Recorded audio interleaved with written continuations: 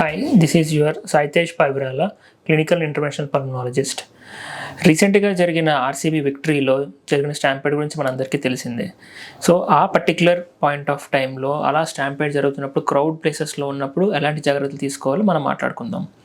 First and foremost is don't panic.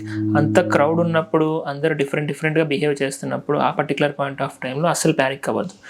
Panic అవ్వడం, అరవడం లాంటివి మీరు చేస్తే మీ పక్కన వాళ్ళు కూడా సేమ్ అదే ఇమిటేట్ చేస్తూ ఉంటారు.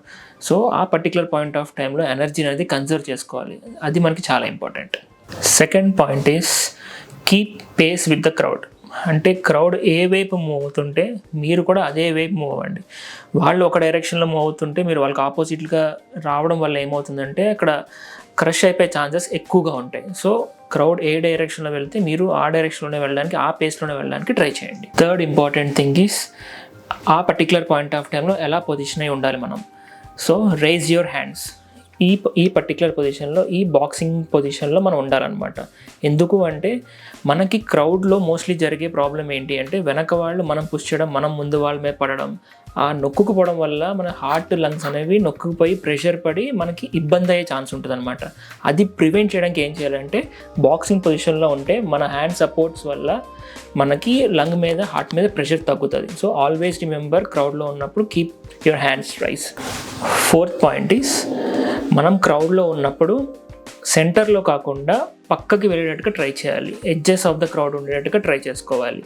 ఎలా మూవ్ అవ్వాలి అంటే డయాగ్నల్గా, అంటే క్రాస్గా మూవ్ అవుతూ వెళ్ళాలన్నమాట. Always there is a position between two pockets. అంటే జేబు కొట్టేవాడు ఆ పాకెట్స్ స్పేస్ని ఎలా ఫైండ్ అవుట్ చేస్తాడో మనం కూడా ఆ స్పేస్ ద్వారా స్లోగా కార్నర్గా లాంటిది క్రాస్గా మూవ్ అవుతూ ఎడ్జ్ ఆఫ్ ద క్రౌడ్ దగ్గర రావడం better. Fifth point is try to avoid choking places. అంటే ఒక పెద్ద రూమ్ నుంచి బయటకు వెళ్ళడానికి ఒక చిన్న డోర్ మార్గం ఉందనుకోండి, అందరూ అక్కడి నుంచే వెళ్ళడానికి ట్రై చేస్తే బాటిల్ నెక్ ఎఫెక్ట్ అంటాం అనమాట. అక్కడ క్రష్ అయ్యే ఛాన్సెస్ ఎక్కువ ఉంటాయి. సో అట్లాంటి ప్లేసెస్ని అవాయిడ్ చేయండి. లైక్ కార్నర్స్లో నుంచి వెళ్ళడము, అట్లే టన్నర్లో నుంచి వెళ్ళడము, చిన్న డోర్స్ నుంచి వెళ్ళడము, ఇట్లాంటివన్నీ అవాయిడ్ చేయండి. Last and important thing is ఇవన్నీ చేసినా కూడా మనం నుంచోలేక పడిపోతే then you have to be in the foetus position, baby foetus position అంటాం అనమాట. అంటే చిన్నప్పుడు పొట్టలో ఉన్నప్పుడు ఎట్లా ఉంటామో ఆ పొజిషన్లో, అంటే కాళ్ళు చేతులు ముడుచుకొని మొత్తం అంతా కప్పుకొని ఉండాలన్నమాట. So in order to protect your head, in order to protect your lungs and heart. So దీనివల్ల మనకి డ్యామేజ్ అనేది చాలా వరకు తగ్గుతుంది. ఫ్లాట్గా ఉండడం వల్ల డ్యామేజ్ డైరెక్ట్గా స్టాంపేడ్ పైన జరగడం వల్ల ఎక్కువ డ్యామేజ్ జరుగుతుంది.